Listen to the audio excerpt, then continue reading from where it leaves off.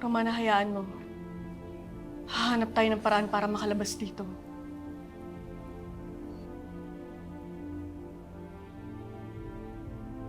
Teka, bakit ka nga pala nandito? Di ba paboritong tauhan ka ni Senyor?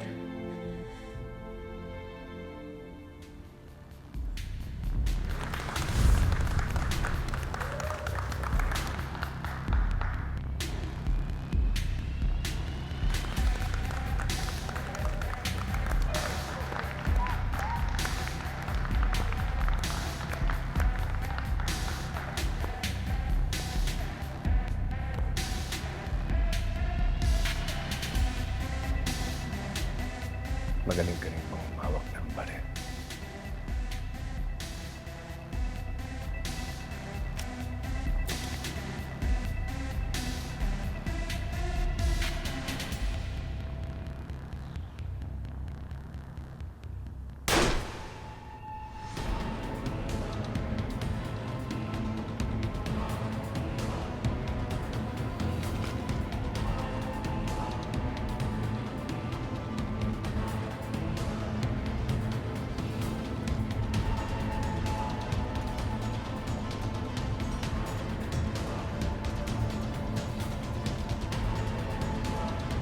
Hindi ko alam na meron pala tayong ganitong klaseng tauhan.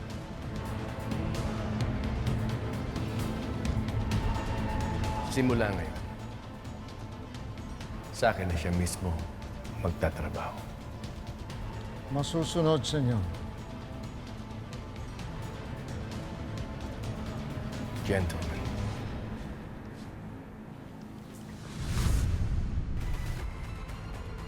Ganun talaga yung buhay eh.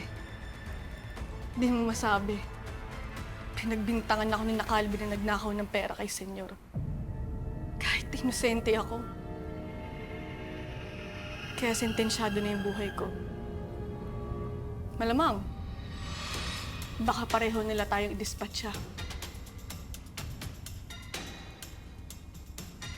Hindi. Hindi pwede.